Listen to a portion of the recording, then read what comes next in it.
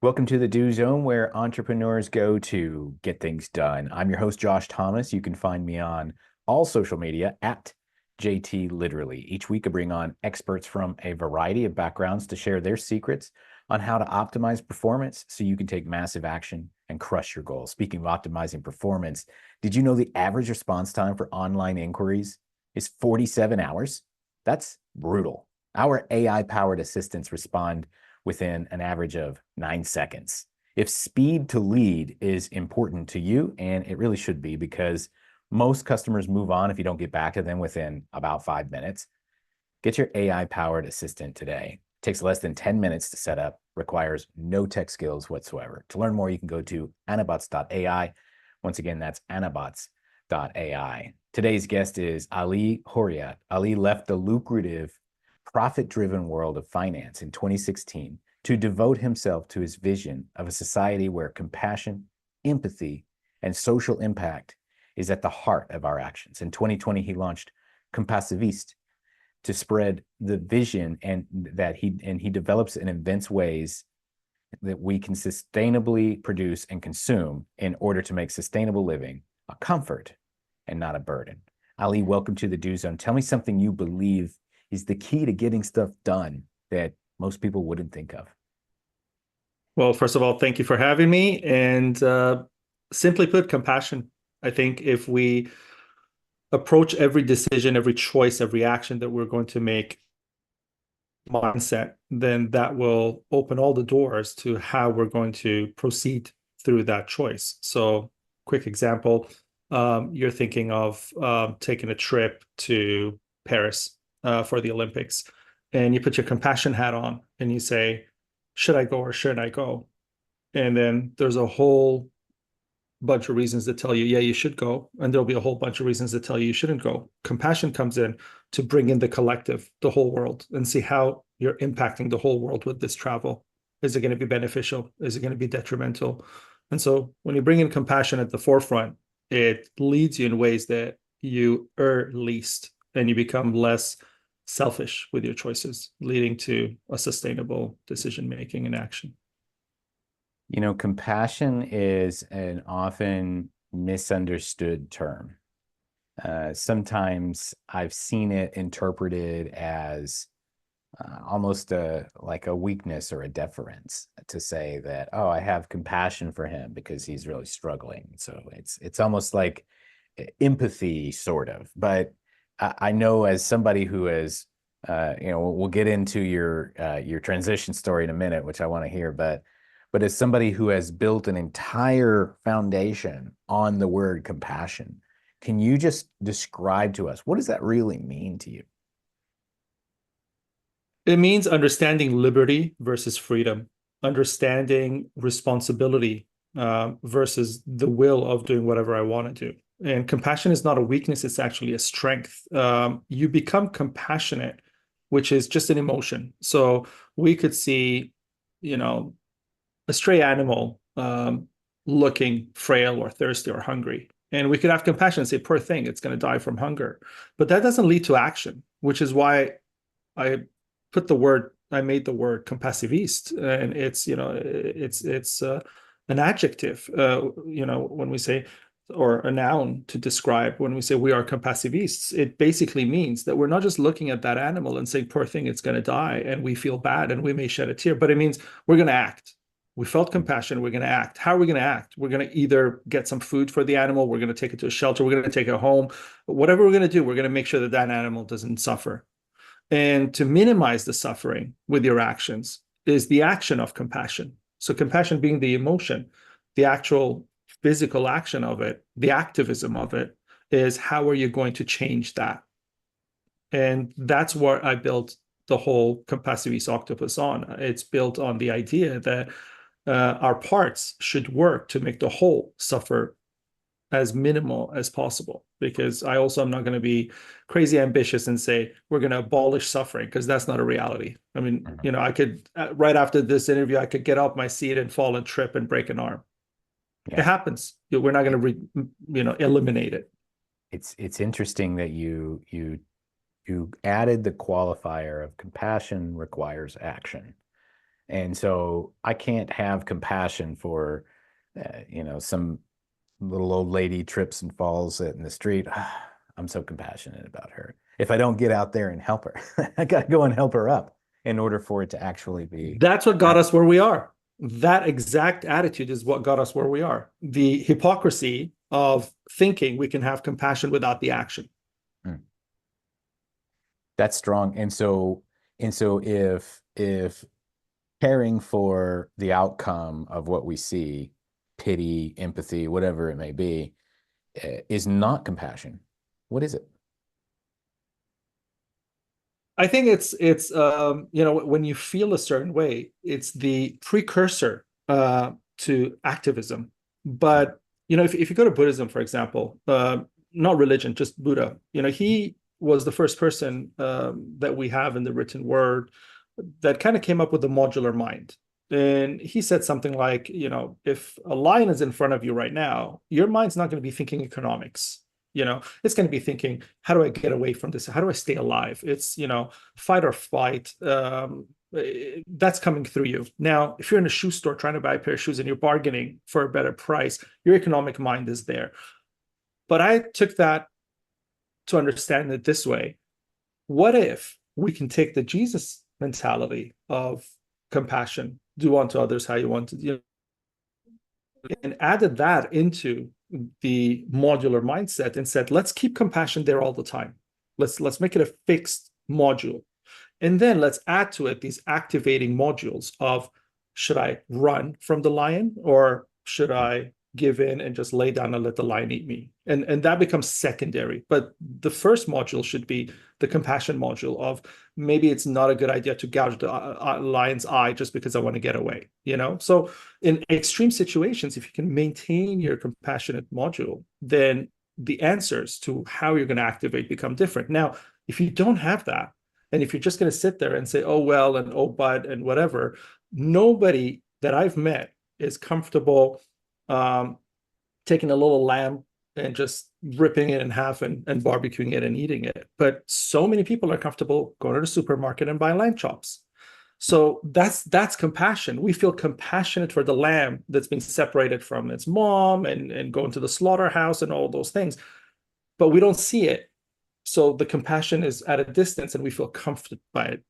But then when we go to the supermarket, we see it nicely packaged. We don't associate it with that little animal. And so it's fine. So these are the ways that we've kind of, diverted and misaligned and misinformed ourselves to make compassion seem like this overly loving attitude where we're all hugs and kisses to each other and we won't hurt each other, but we're not willing to act on it. And that's the problem for me. Yeah, and that makes a lot of sense. And I love how it's come down to compassion only exists if you take action. And that's something that I know we've iterated that a few times, but it's such a strong fundamental point. And you're a very smart guy, Ali, and I have found even the smartest people in the world really appreciate it when you break things down, you don't make them think so hard. Compassion requires action. Like, I'm planting that seed right now. I don't need to go and do Mm. any formulas to understand that. That's just what it is. And I'm curious if you could tell me, take us back to, you're running a gigantic hedge fund. You're one of the wealthiest people in Canada. And there was this turning point to where you knew something had to change. Can you take us back there and walk us through Sure. your process for how you arrived here? Okay. So really quickly, what happened is, as you said, I was running the show there, and I used to take my lunches. And this is funny. A lot of people in smaller towns may not know this from your audience, but if you go to New York, you go to Toronto, you go to these big financial centers. In the center of the financial buildings and the financial district, you always have a lot of homeless people. It kind of plays two ways.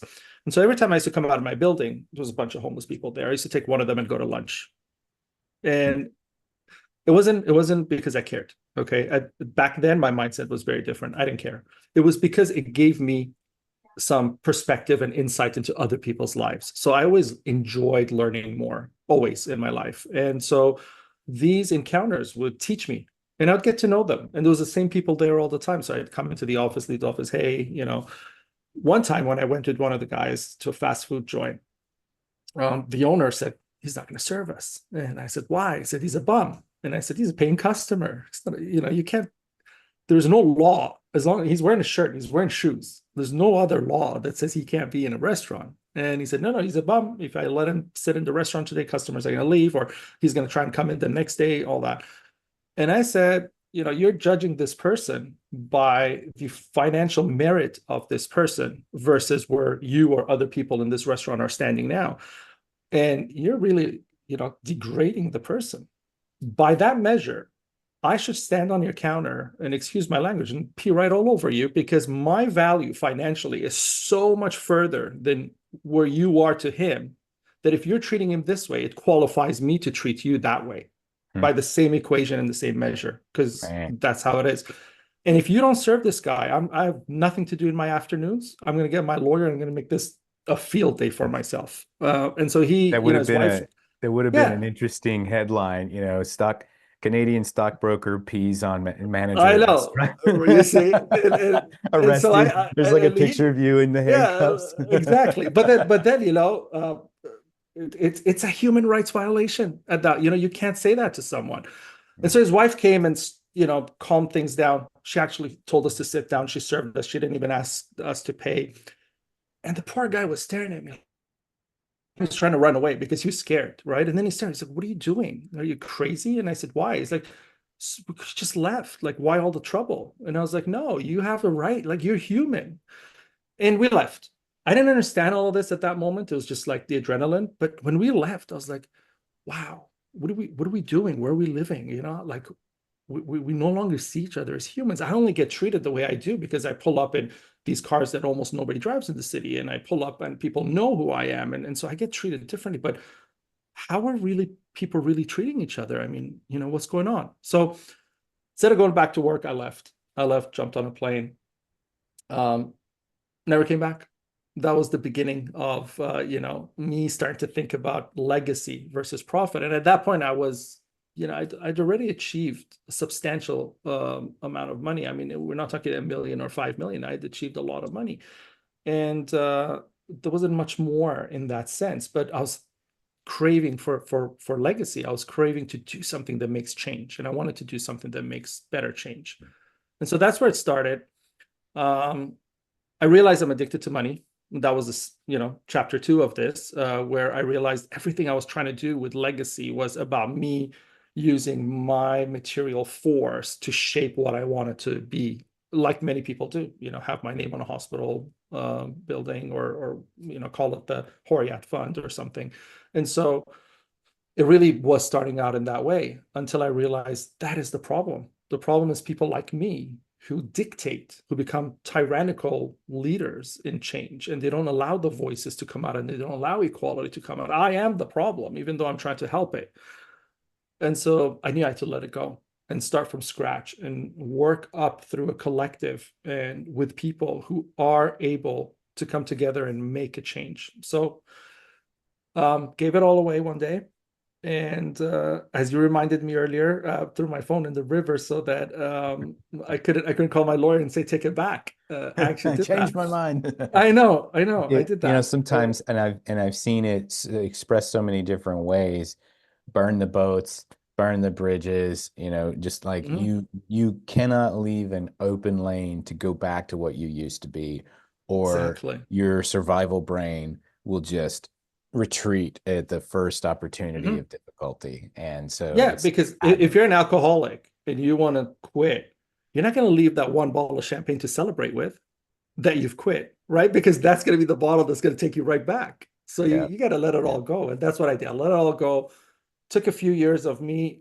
I was homeless at one point. It took a little time of me going through the trenches and making my way back, raising some funds, and really bringing it together with Compassivist and kind of all the programs that we have. And, the way that I really believe a collective in action with a mindset of compassion is going to be the change maker. I mean, today, a lot of people feel compassion. Here, they feel it. You know, we all feel it. We all want to reduce suffering. We all want a better world. But so long as we don't have to act, so long as somebody comes Yeah. along with some genius idea, and we're fine giving them trillions of dollars. I mean, you know, we'll give Elon Musk all the billions to come up with some idea, right? And we're fine with that. We've been accustomed to that.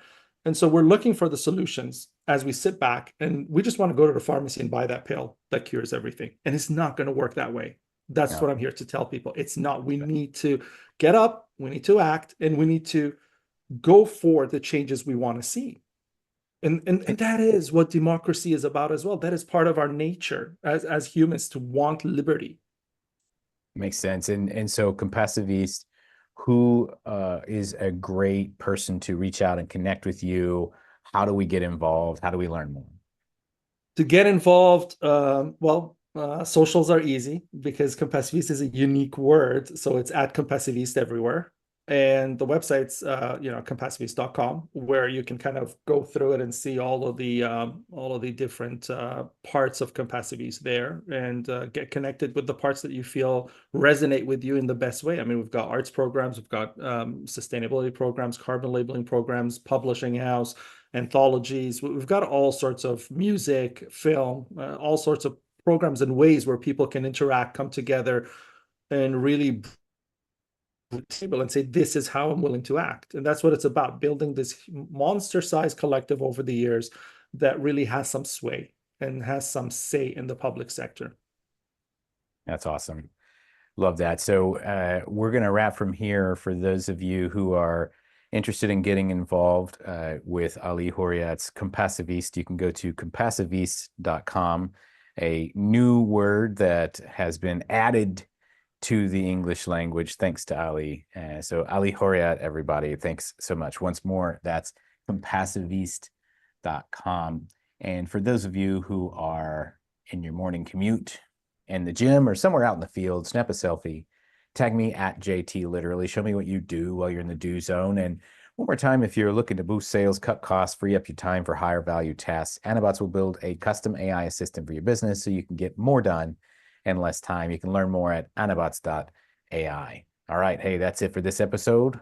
Let's get to work. Hey, thanks for listening to the Do Zone podcast. If you're running a service-based business that's looking to grow this year, let's talk about how we can slingshot you into momentum with a quick injection of cash and sales. Our clients typically see results in as little as 7 days. To learn more about what we do, you could go to factor1.io. Once again, that's factor1.io. We'll see you next time.